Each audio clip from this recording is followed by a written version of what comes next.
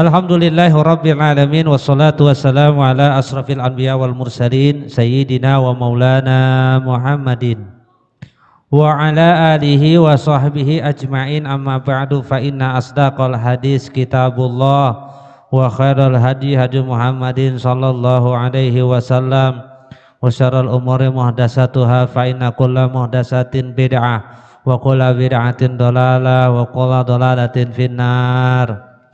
Jamaah sekalian, pengajian malam Senin Masjid Al-Muhajirin Komplek Tepluk Carakabuan yang dirahmati Allah Subhanahu wa ta'ala, melanjutkan materi kita, pengajian kita, yaitu kitab Kaifiatus Shalah yang menerangkan tentang sifat dan tata cara salat menurut mazhab Imam Asy-Syafi'i rahimahullahu ta'ala wa arda.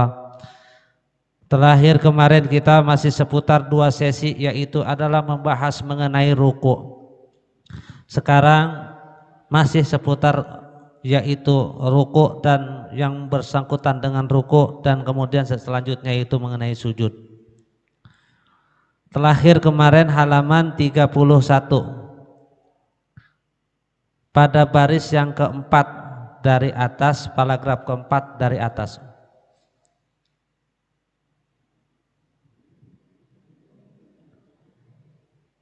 Bismillahirrahmanirrahim. Qala al-mu'allifu rahimahullahu ta'ala wa nafa'ana bihi wa bi'ulumihi fid dharaini amin. Wa sunnah jahrun bihi ay bitakbiri lil intiqali kataharrumi li imamin wa muballigin ihtija ilaihi lakin inna wa zikra awal istima' wa ilat batalat salatuhu. Sampai situ Bapak Ibu, udah ketemu belum? Huwa sunnah, dan disunnahkan, jahrun bihi, mengeraskan bacaan dengannya. Nyahnya itu kemana? Aibit takbiri, yaitu takbir lil intiqal, perpindahan. Sunnah mengeraskan yaitu pada takbir intiqal. Kataharrumi, seperti halnya dalam takbiratul ihram. Sunnah tuh kalau bagi imam kerasin, kalau bagi yang sholatnya makmum dan munfarid cukup hanya didengar oleh dirinya sendiri. Jadi kalau bagi imam mengeraskan bacaan takbir intiqal sunnah. Supaya apa? Supaya orang yang di belakang tahu bahwa itu perpindahan rukun. Jadi jangan pelan-pelan tuh kalau jadi imam. Biji diha hablum masad. Allahu akbar. Jangan begitu. Hablum masad. Allahu akbar. Nah, yang lantang. Sami'allahu man hamidah. Ya, pecat begitu besok jangan suruh kencang, jangan takut-takut. Kalau malu-malu bubarin. Sami'allahu liman hamidah. Nah, gitu. Allahu akbar. Nah, kemarin kita udah belajar tuh minggu lalu, ya kan, perpindahannya harus ngerti. Jangan sama semua. Berpindah tuh sunnah tuh, seperti takbiratul ihram.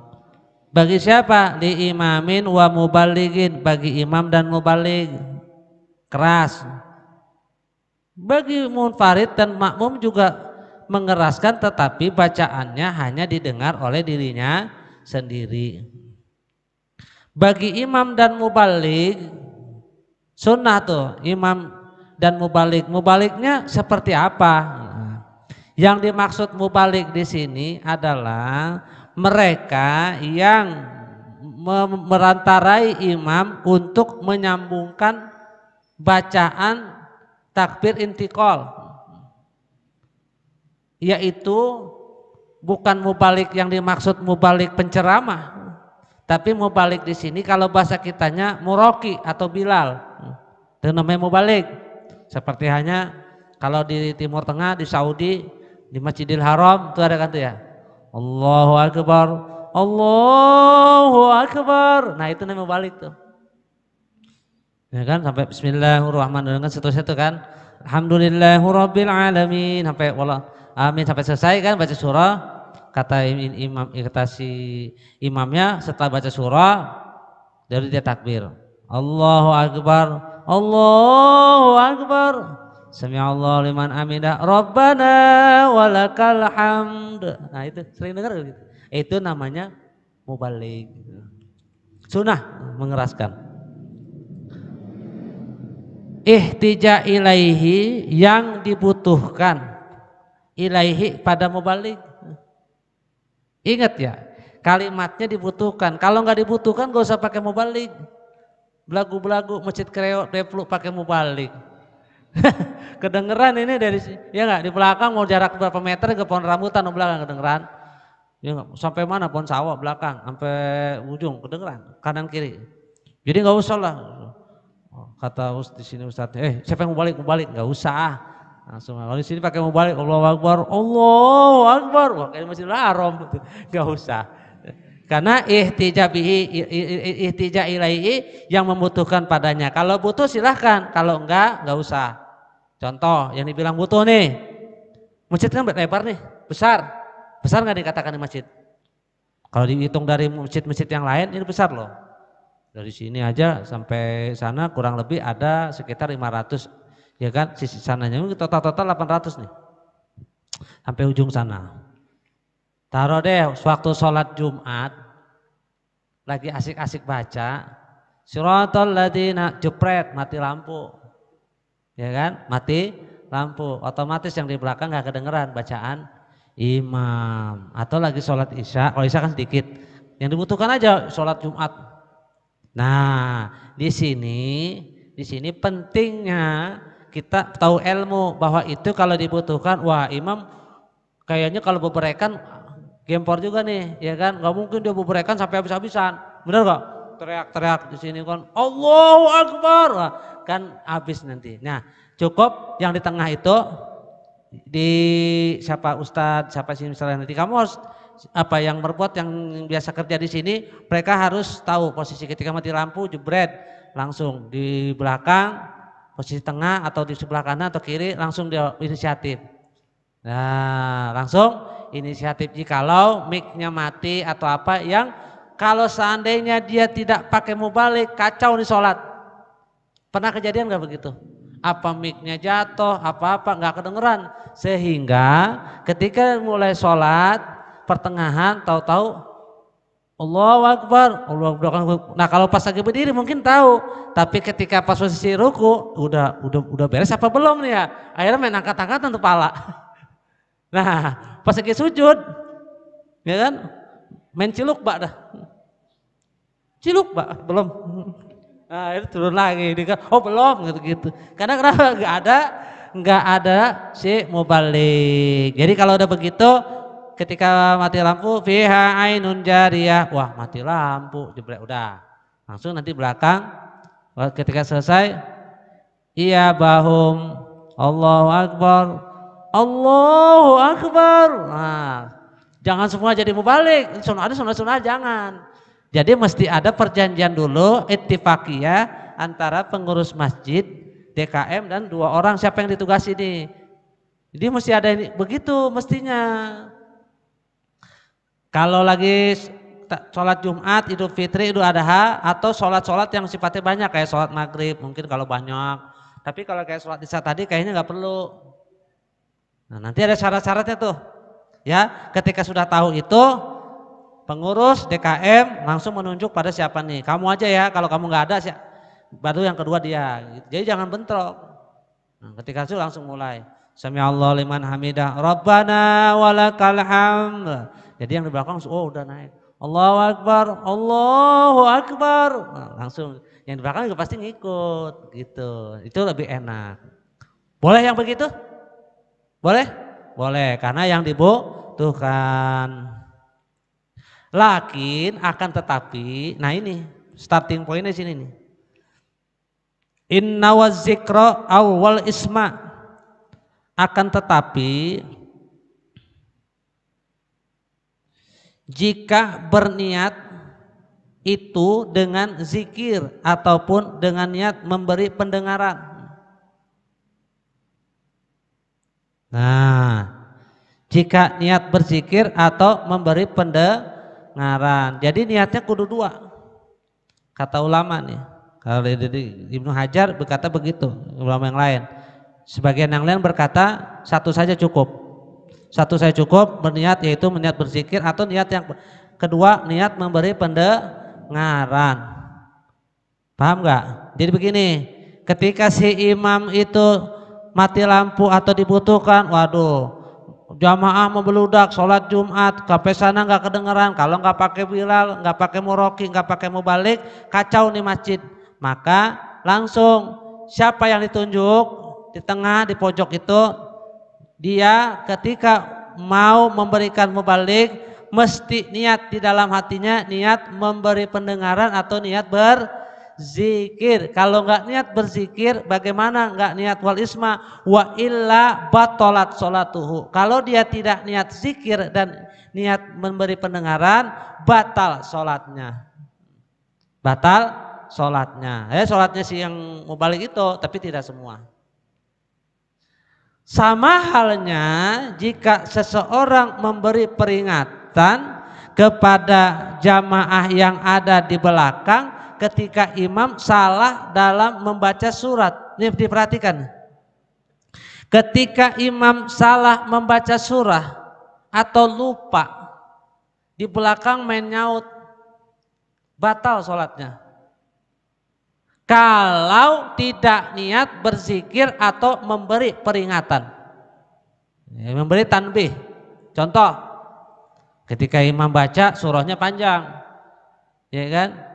Dia baca misalnya surah Al-Ataqah, ketika sampai di tengah, fiha ainun jariyah, fiha ainun jariyah, fiha ainun jariyah. Mungkin dia ingat dalam ainun kali.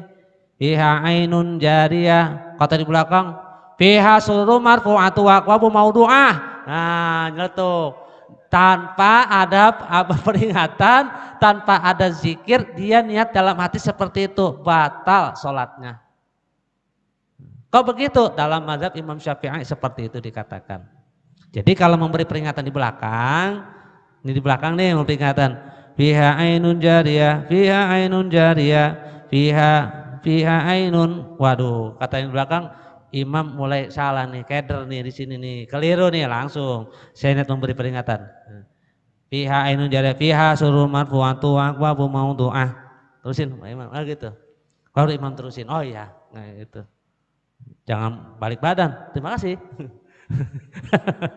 Sama begonya. Langsung saja ke depan. Terusin bacaan. Itu memberi peringatan atau niat berzikir. Catat tuh, jika niat berzikir maka tidak batal. Kalau dia tidak niat sama sekali berniat berzikir, tidak memberi peringatan, tidak, maka batal sholatnya. Itu sering terjadi, kita lihat. Adakah di sini seperti itu? Ada? Imam salah kemudian belakang ngasih tahu. Iya. Yang mana orangnya?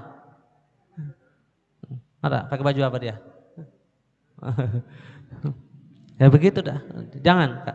Kalau nyamber boleh, tapi memberikan kecuali. Nah, ulama berbeda pendapat di dalam mengucapkan kalimat subhanallah. Di dalam kalimat subhanallah ulama terjadi perbedaan. Nanti ada di dalam bab jamaah, tapi saya apa-apa sambung dikit.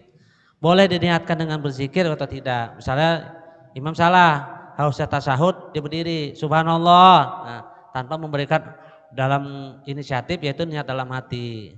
Tapi menurut sebagian yang pendapat yang unggul tidak perlu berniat berzikir langsung saja. Tapi kalau tadi memberikan salah baca imam, memberikan peringatan atau niat dia berzikir, itu kalau tidak batal sholatnya.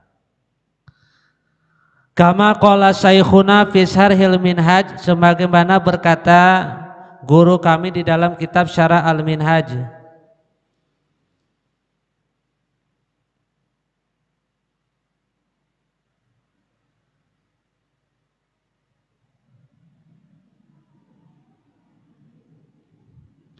Qala berkata ba'duhum, sebagian ulama,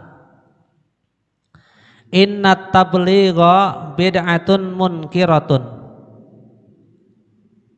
Sesungguhnya perbuatan memberikan peringatan mubalik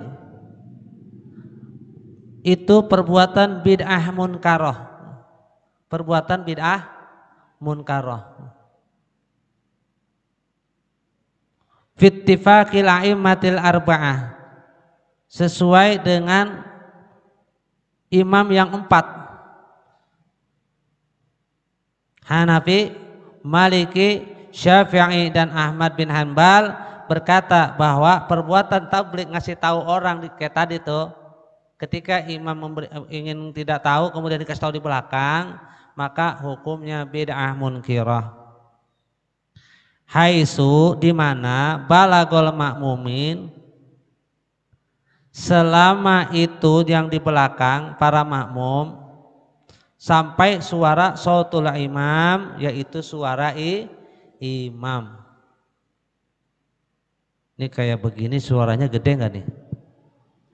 Bu, saya mau tanya. Walam yakul lahu kufuwan ahad. Kedengeran? Baca surah. Saya baca apaan barusan? Nah, berarti kedengeran, tidak perlu namanya adat mubalik. Kalau ada mubalik kata ulama sesuai dengan kesepakatan imam mazhab yang 4 bahwa itu hukumnya bid'ah munkaroh selama masih bisa didengar. Jadi kesimpulannya bagaimana Ustadz? Tadi bilang katanya kudu pakai mubalik, ya kan? Yang ini bilang menurut 4 mazhab bilangnya bid'ah, bid'ahnya munkaroh lagi. Jadi gimana solusinya Ustadz? Begini, yang dikatakan di sini adalah ihtija ilaihi, yang dibutuhkan. Itu yang pertama dulu. Jika di situ dibutuhkan, maka hukumnya tidak bid'ah. Tapi Ustadz di Masjidil Haram speakernya kan cakep banget, Ustadz, benar gak? Imam dekem dikit, dekem aja udah kedengeran sampai ke luar negeri, ke Indonesia. Coba lihat TV Saudi, bener gak? Subuh vakum. Kedengeran tuh, dekemnya doang, padahal segini. Ya gak? Nggak gini, kedengeran tuh. Padahal cuma ini doang. Allahu Akbar. Kedengeran udah kayak begini. Allahu Akbar. Kenapa masih ada mubalik? Kan ada speaker, kan kedengeran semua. Nah, menurut ulama, tingkat kebutuhan itu yang tahu adalah daerah situ, mantikoh tersebut, daerah tersebut, kawasan tersebut. Jika Masjid Al-Muhajirin di sini membutuhkan mubalik, ya tidak bid'ah karena dibutuhkan. Jika tidak, masih didengar suara, ya itu adalah bid'ah. Tapi kalau misalnya Jumatan, Ustadz untuk jaga-jaga boleh enggak? Boleh. Kembali kepada kesimpulan yang dibutuhkan. Tapi sesuai kesepakatan dulu di awal. Nah, misalnya nih pengurusnya nih ketua DKM bilang, pokoknya ente siap-siap kalau umpama mati lampu, suara tidak terdengar, langsung kamu ambil inisiatif, ambil untuk jadi mubalik. Kalau tidak, gak usah. Nah, kalau terjadi namanya bid'ahnya bid'ah munkaroh. Jadi bid'ah yang munkar. Udah bid'ah tapi munkar.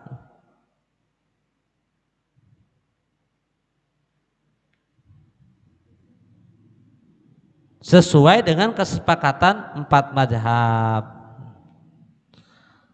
Selesai datu kita sudah di dalam bab ruku, beres semuanya sampai mengenai doanya dan semuanya udah selesai. Jadi kemudian tumanina selesai, habis itu kita masuk rukun sholat yang ke-9. Itu barusan diambil dari kitab Intaha Fathul Mu'in halaman Isrun, halaman 20. Kitabnya Fathul Mu'in, cek aja sendiri. Watasi'u, dan rukun sholat yang ke-9. Sekarang kita masuk yang ke-9, rukun sholat. As-sujudu marrotaini, sujud 2 rakaat, sujud 2 kali, fi kulli rakaatin, pada setiap rakaat.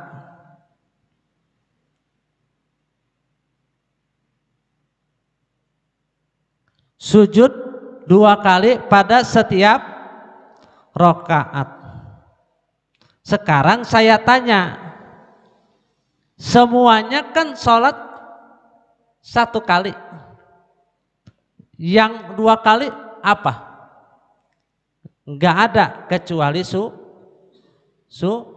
sujud. Fatihah sekali, i'tidal sekali, betul? Baca surah sekali, ruku 1 kali, tumaninah 1 kali, tasyahud 1 kali awal, baru tasyahud akhir. Enggak ada tasyahud awal 2 kali.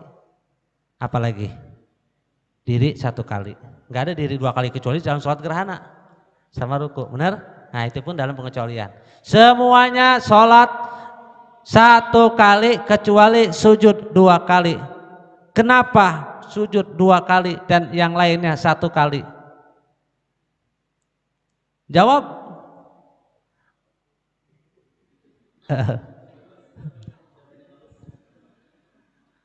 Dalam kitab Al-Bajuri jilid yang pertama di dalam bab sujud, kalau tidak salah cetakan itu saya di rumah halaman 148. Di situ dikatakan bahwa suatu hari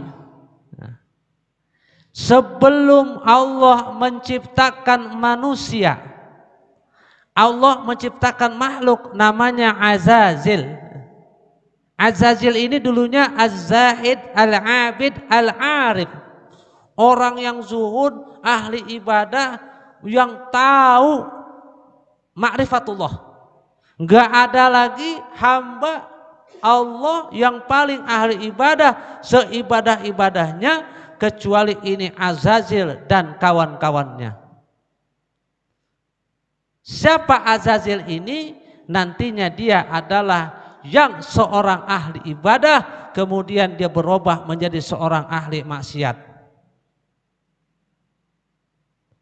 Azazil ini fantastis, 50.000 tahun sebelum manusia diciptakan, 50.000 tahun tidak pernah punya dosa, tidak pernah punya salah sedikit pun. Bahkan dia menjadi tawassul setiap hamba-hamba yang lain. Malaikat ngajinya sama siapa? Sama Azazil. Gurunya malaikat Azazil. Subhanallah. Tauhidnya tidak ada yang bisa mengalahkan. Sampai hari ini hebatnya dia mengenai keyakinannya kepada Allah, itu makhluk namanya Azazil. Azazil ini Allah perintahkan sujudnya 1 kali. Tapi mantep, sujudnya 1 kali. Ketika itu ada seorang hamba dari golongan jin, dia bermaksiat kepada Allah, kemudian Allah murka kepada itu hamba jin. Kemudian jin itu sedih, menangis, melapor pada malaikat, minta tolong tawasul. Apa kata malaikat? Jangan minta sama gua, minta sama Azazil. Sekali dia tawasul minta tolong kepada Allah, maka langsung dikabul semua permohonanmu dan ampunanmu. Masya Allah, ini Azazil. Dan Azazil ini tidak pernah berdoa kepada Allah untuk meminta dirinya sendiri keselamatan, karena dia yakin bahwa dirinya telah selamat daripada murka Allah subhanahu wa ta'ala. Siapa tadi namanya? Azazil. Azazil ini kemudian didatangi oleh itu hamba, tolonglah saya beribadah puluhan tahun semua karena saya buat salah, Allah murka pada saya, mohon ampun kepada Allah. Baik, kalau begitu saya mohon ampun kepada Allah subhanahu wa ta'ala. Ya Rabb, ampuni dosa hamba tersebut, maafkan tersebut. Akhirnya Allah memaafkan itu hamba dari golongan jin karena wasilah daripada Azazil. Suatu hari Allah subhanahu wa ta'ala dengan kehendaknya menciptakan manusia namanya Adam alaihi salam. Ketika Adam alaihi salam diciptakan, mulailah dalam hati ini Azazil sifat dengki, sifat iri, sifat sombong dari dengki. Kenapa ada makhluk lagi ciptakan udah pesek, mata kecelengan, bibir doer, kulit tepok, atau tepok. Apa bahasa sininya? Kayak ayam sayur, ya enggak, dikepret dikit nangis. Giran hujan pilek. Ya, model begini ciptain. Kata siapa tuh? Kata Azazil. Turun perintah Allah. Wa iz qala rabbuka lil malaikati judu li adama fasajadu illa iblis. Tatkala Allah Tuhanmu memerintahkan pada malaikat untuk sujud kepada Adam, fasajadu, mereka fasajadu illa iblis. Rupanya Azazil ini yang nantinya menjadi iblis. Hati-hati nih, hati-hati, jangan sombong kita ibadah. Iblis tuh 50.000 tahun gak pernah punya dosa, paham kagak? Kita tinggalin sholat subuh, bohong tiap hari, sombong langganan. Hah? Lihat konten-konten di WA, ya enggak? Tuh, stiker-stiker porno. Jujur, grup-grup yang membahas tentang gosip dan lain-lain. Masya Allah, ini Azazil, hei katanya, kata Allah. Ma mana'aka an yasjuda, apa yang menyebabkan engkau enggan untuk sujud kepada Adam? Apa jawabannya? Sombong. Orang kalau dari dengki sombong enggak? Sombong. Orang kalau udah gedeg sombong bawaannya. Alah, baru Fortuner, gua Alphard gitu. Apa aja udah kagak demen. Mau kata baik kayak dikata udah dengki susah. Akhirnya timbul rasa sombong. Apa katanya? Khalaqtani finnar wa khalaqtahu min tin. Aku ciptakan dari api, sedangkan dia dari tanah. Unsur api lebih mulia daripada unsur tanah. Unsur api lebih mulia daripada tanah. Aku ngapain sujud kepada dia? Sombong. Keluar kamu, aba wastakbar, enggan, wastakbar, dan iblis sombong, wa kana minal kafirin, dan dia dicap sebagai orang kafir. Masya Allah, na'udzubillah min dzalik. Cuma gara-gara tidak mau sujud kepada, akhirnya untuk membedakan, Allah menyuruh sujud kepada umat Nabi Muhammad SAW agar diperintahkan sujud sebanyak 2 kali. Tuh jawabannya. Sebagai bentuk pembeda antara kita dengan makhluk yang namanya iblis. Dulu namanya Ablas, dipanggil iblis. Nah dulu namanya Azazil. Akhirnya iblis menangis sejadi-jadinya. Sampai hari ini iblis menangis kalau lihat manusia sujud. Kata dia, betapa beruntungnya manusia diperintahkan sujud 2 kali tapi mau. Tapi saya diperintahkan sujud beribu-ribu tahun, hanya Allah perintahkan sujud 1 kali, tapi aku menolak untuk sujud. Betapa ruginya aku. Nangis iblis. Jadi kalau ada orang sujud tuh di pohon rambutan, di pohon duren, semua tuh menangis dia. Lihat manusia pada sujud. Tapi kalau di komplek Deplu ini, nah sholat isya cuma 2 shop, banyakan di rumah. Dengerin nih yang di rumah nih, ya enggak, tuh di rumah banyak dedemit tuh, banyak iblis tuh bertengger. Dia pada cekikikan tuh di atas tuh, pada ketawa, ha. Lu temen gua lu, boro-boro sujud sekali, kagak pernah sujud, nggak pernah dengerin pengajian.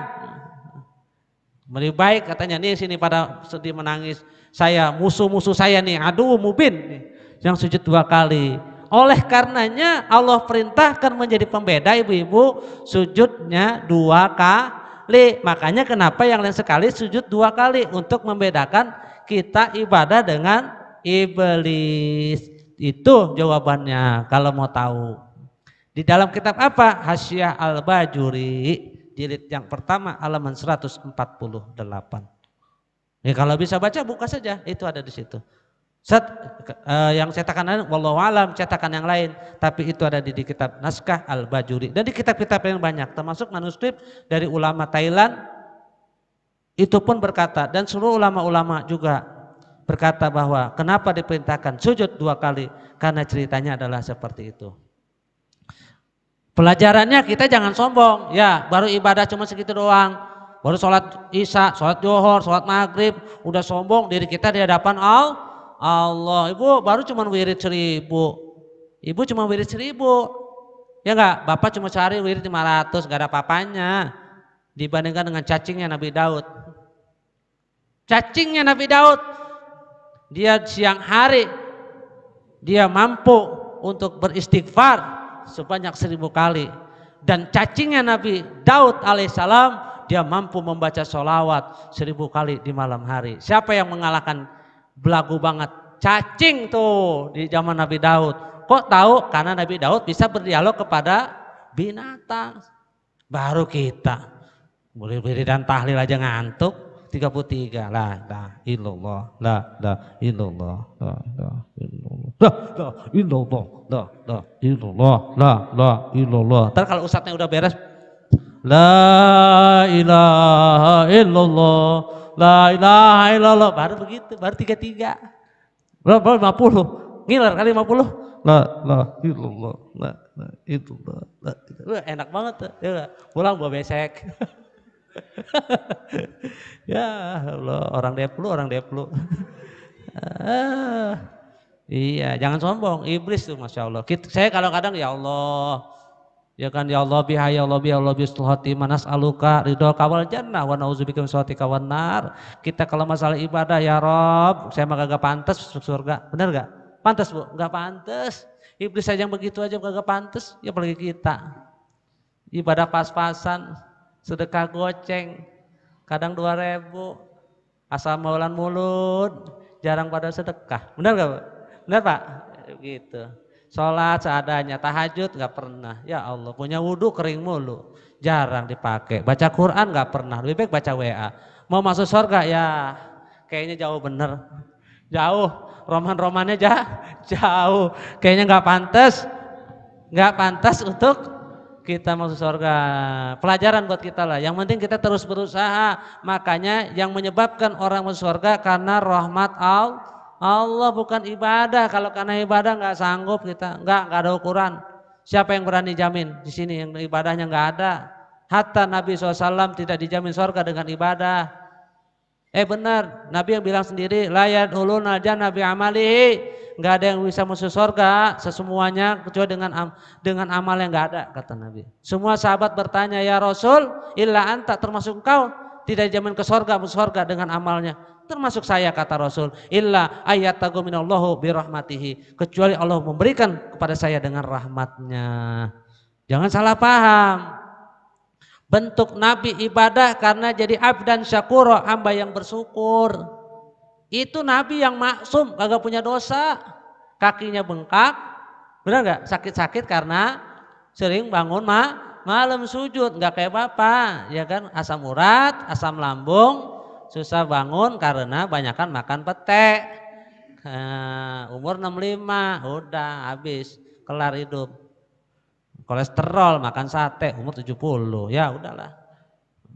Jadi begitu, pelajaran buat kita. Nah jadi sujud 2 kali di dalam setiap rakaat itu adalah rukun sholat. Nah itu jadi tadi kita membahas sekilas tentang sejarah bagaimana sujud 2 kali. Wa aqalluhu, dan paling sedikitnya sujud. Mubasyaratun jabahatil musalli. Maksud paling sedikit adalah dimaksud sah. Menyentuhnya sebagian dahi. Musalli, orang yang sholat.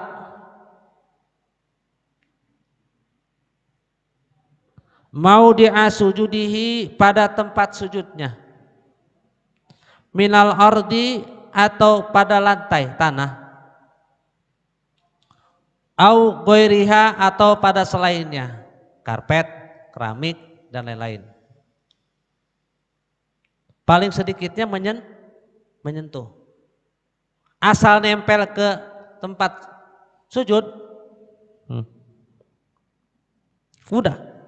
Mau ditekan, mau enggak, asal nempel, sah tidak? Sah sujudnya? Sah, asal si jidat menempel. Ukuran menempel itu pada jidat, perhatikan baik-baik. Nah, kalau model sholatnya begini, kayak abang, itu tidak sah. Nih, kalau pakai peci, bedain mana kondangan, mana sholat, mana lagi puyeng, mana lagi nongkrong, kan beda-beda bu. Ibu juga sama, perhatikan, perhatikan. Kalau sholatnya begini, wa aqalluhu jabha, ini tidak kena jidat. Perhatiin, dahi nggak kena nih, jidat di kening nggak kena. Kalau kondangan baru begini, kalau ceramah begini kan, assalamualaikum, begini rapi, tuh, ya kan, naik dikit, agak nongkrong, ya enggak, tuh, wibawa dikit kan, rokok Samsu, wah, kopi mana kopi, kan enak bener begitu. Nah, benar nggak? Astagfirullah, bini gua nggak patah perwer mulu ya. Nah, udah begini, ya kan? Kalau sholat diangkat jidat, baik bapak-bapak maupun ibu-ibu. Nih, kenapa begitu? Syarat diantara sujud menurut kitab ulama Syafi'i yaitu diantaranya paling sedikit 3 jari.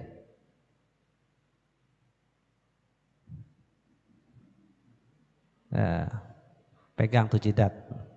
Bukan berarti sepaneng ya. Nih, nah, kalau begini perhatikan. Nah, kalau segini kena nggak? 1 jari aja enggak. Berarti ibu-ibu kalau mau sholat ntar baru belajar, nah, besok saya liatin kalau pada ngukur berarti oh, baru ngaji kemarin. Tapi kalau biar nggak bisa, kalau rambut kayak bapak kan nggak pakai peci tuh. Nah, ya kan, nggak apa-apa tuh, nggak kelihatan. Cuman kadang-kadang kalau rambut gondrong nggak pakai peci, jangan dilagu-laguin. Kadang-kadang repot juga pak. Rambut gondrong kayak apa namanya Ali Topan kan begitu, mau sholat. Kadang-kadang kan begitu. Ya kan, rambut gondrong. Ya kan, habis sujud begini. Allah Akbar. Allah Akbar. Firman. Allah Akbar. Ada nggak begitu? Hah? Benar ya? Iya, rambutnya gondrong gitu kan. Allah Akbar. Allah Akbar. Nah, jadi itu kayaknya kalau malaikat tahu toyor itu. Jadi bagaimana maksudnya, bagaimana sih maksudnya kok harus 3 jari? Maksud 3 jari itu adalah sebagai batas bahwa pembeda. Kalau begini, maaf, ini kalau begini ya kan, ini batas segini, kira-kira kena nggak nih begini nih? Kena nggak? Sedang. Nah kamu pas tuh, ini masih kurang naik bang. Nah kamu bang, itu nggak sah begitu tuh. Kalau sembahyang gimana kemarin? Hah? Oh nggak ngeliat. Oh, ya. Tuh taikin dikit kalau sholat. Nah, pokoknya kalau sembahyang jangan sok kegantengan deh, sok rapi begini, begini tuh, langsung tuh taikin jidatnya tuh, kayak Gus Baha begitu. Nah, gitu, langsung antep, ya kan? Jadi ketika sujud juga enak. Ini tuh, wow, ini kena. Bu, ibu, kalau pakai mau kena, bu, istri saya omelin, mau kena sekarang kan modelnya segini ya. Nah itu nggak satu bu, kenapa ini nggak kena bu? Menempel lagi pada ini alat sujud. Jadi bagaimana taikin? Ini masuk anggota sholat, jangan salah. Jangan ibu pakai peniti di kebelakangin. Saya kalau ada saya pengen deketin ibu. Kalau sorban dong sorban, pak pengen pak sorban pak. Mas. Itu aja itu sorban doang.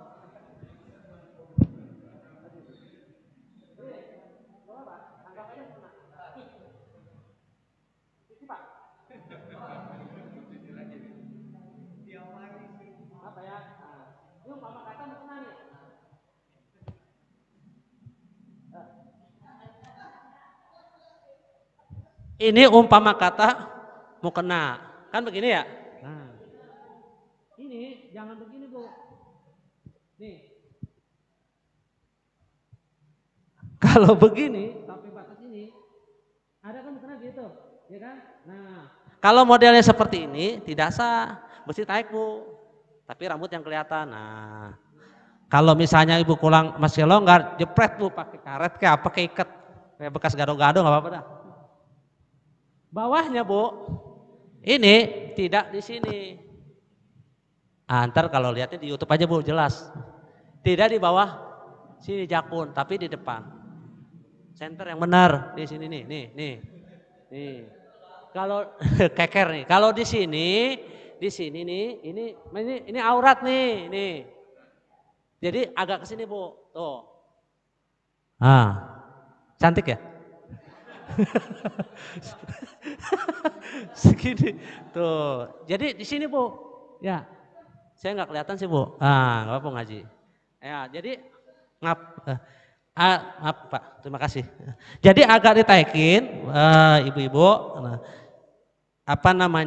cijidat ke sini seukuran 3. Ya, ukuran Indonesia 3, kalau Arab 4, misalnya kalau lebar. Di bawah taikin. Kalau perempuan laki-laki tidak. Jadi ini.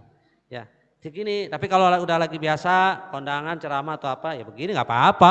Begini juga nggak apa-apa. Sampai alis ketutup juga nggak jadi masalah. Ya kan nggak terserah. Nah gitu ya. Jadi paling sedikitnya itu. Ya. Paling sedikitnya adalah ukuran si kening. Nah seginilah nih itu. Yang tersentuh oleh tanah atau pada selainnya.